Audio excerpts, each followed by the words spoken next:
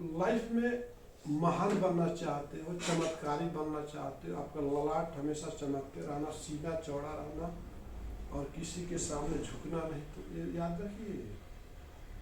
ये आपको 5 पॉइंट बताता हूँ, इसको ध्यान रखिएगा। अगर ये आपके साथ ऐसा हो रहा है, आपके अंदर ये हैबिट है, तो आप रियली में इस कलयुग में महान हो। पहला क्या है कि आप उधार वापिस करें।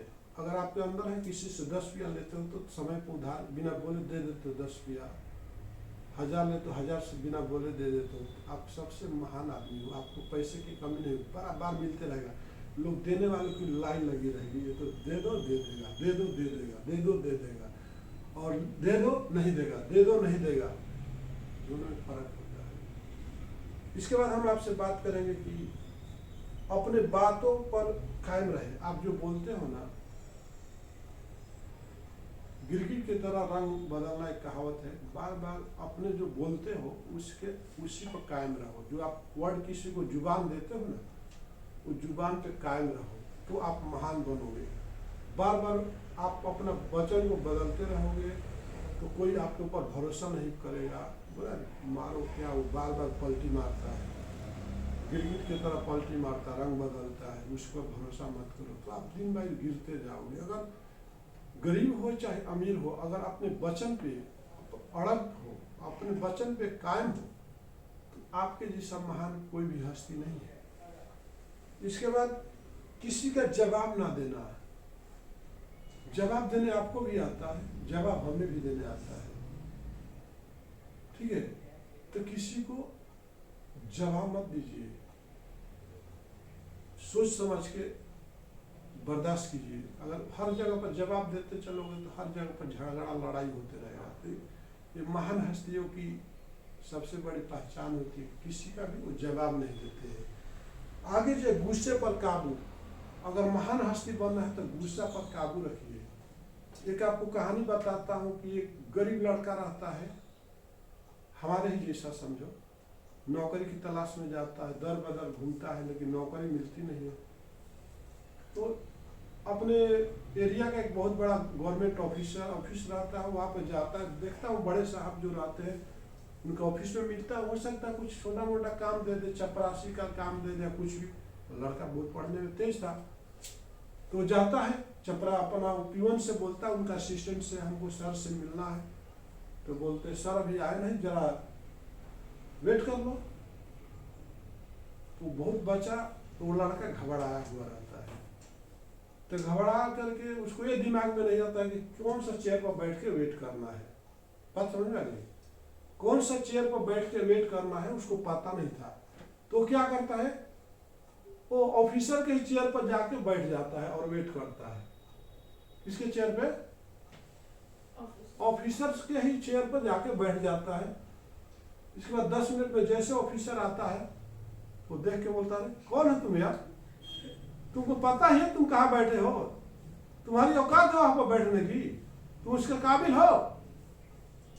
लगता है ऑफिसर डांट में, वो पहले से परेशान था और परेशान हो गया, मैं क्या गलती कर दिया समझ में नहीं आया, बैठने को किधर बैठ गया मेरे को ही पता नहीं।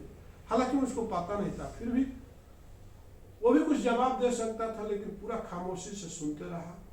और उसको ऑफिसर बोलता गेट आउट, चला जाता है। लेकिन मेरे उस लड़के को दिमाग में वो मंथन करते रहता ऑफिसर की बातें। और कंट्रोल योर एंग्री, अपने गुस्सा को कंट्रोल कीजिए और गुस्सा को दूसरा रूट दीजिए, गुस्सा को दूसरे जगह डाइवर्ट कर दीजिए। एंग्री इज ए पावर, क्या बोलते हैं, गुस्सा जो है, गुस्सा में बहुत शक्ति होती है। क्या होती है गुस्सा में? क्या होती है? एंग्री इज ए पावर, गुस्सा में पावर होती है, गुस्सा पावर है। और उस पावर को लोग गलत यूज करते हैं। और उस लड़का ने उस गुस्से को अपने ऊपर यूज किया। अरे बाप रे बाप, अरे बाप रे बाप, क्या मैं उस कुर्सी के लायक नहीं बन सकता हूँ? क्या मैं उस कुर्सी के लायक नहीं बन सकता हूँ? अपने आप को गुस्सा बोलता है और कई दिन तक बिना, कभी खाता है, कभी पीता है, कभी कुछ भी करता है, लेकिन बार बार वो ऑफिसर के गुस्सा को याद करता है और उस गुस्सा को पावर बना देता है और इतना पढ़ता है और सबसे मेरिट निकलते जाता है, अच्छा करते जाता है और उसको इतना मार्क लेके आता है कि फिर उसको वही ऑफिसर की जॉब मिलता है जो ऑफिसर उसको बेइज्जत किया रहता है।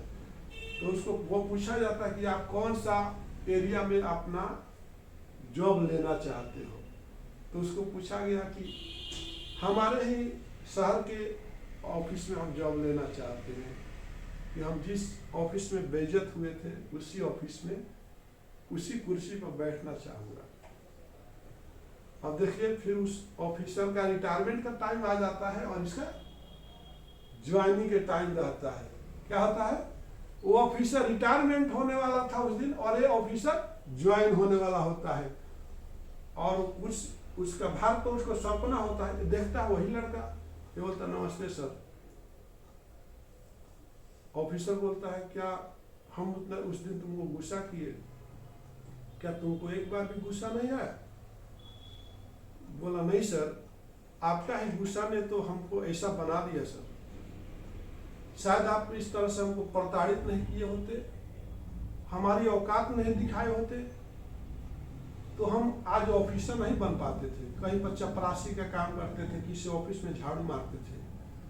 लेकिन आपने ही तो गुस्सा करके हमें गुस्सा कर सकते थे, क्योंकि हम आपके पास जॉब थोड़ा करते थे कि आपसे डरते थे। बोल सकते थे मेरे को मालूम नहीं, तो तुमको मालूम है तो तुम तमीज से बात करो, हम भी बोल सकते थे। लेकिन हमने अपने गुस्से को कंट्रोल किया, उस गुस्से को दूसरे में डाइवर्ट कर दिया, तो उसका नतीजा सर ये है। तो हमें गुस्सा आता है, लेकिन गुस्सा को सही मोड़ देना चाहिए, जुनून पैदा करना चाहिए। गुस्सा जो है जुनून पैदा करता है। क्या करता है गुस्सा? क्या करता है, आपके अंदर एक जुनून पैदा करता है, एक आग लेके आता है और एक तूफान लेके आता है। और उस तूफान को किसी को चाटा के रूप में मार के निकाल देना चाहते हो, किसी को सर फोड़ देना चाहते हो, किसी के घर में आग लगा देना चाहते हो, कि अपने आप को उस गुस्से के बहाव में बहा देना चाहते हो, अपने आप को चेंज कर देना चाहते हो।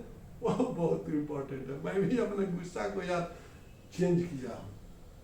ठीक है, अब हम बात करते हैं कि अब और महान आदमी की पावर क्या होती है। दूसरे के धन को मिट्टी की तरह समझो। जैसे ये किसी का बोतल है, तो हमारे लिए मिट्टी है, हमारे लिए क्या है, क्योंकि हमारे इस पर कोई अधिकार नहीं, हमने खरीदा नहीं। दूसरे की पत्नी और दूसरे के भाई बहन को भी माँ की तरह समझना चाहिए, दूसरे की स्त्री पर बुरी नजर नहीं डालना चाहिए। तो ये क्या है, महान हस्तियों की पहचान है दोस्त। अगर ये सारे लक्षण आपके अंदर है, अगर सारे लक्षण देखिए सोचिए, अगर सारे लक्षण सारे प्रतिबिंब आपके अंदर विद्यमान है तो रियली में आप महान हो। नमस्कार।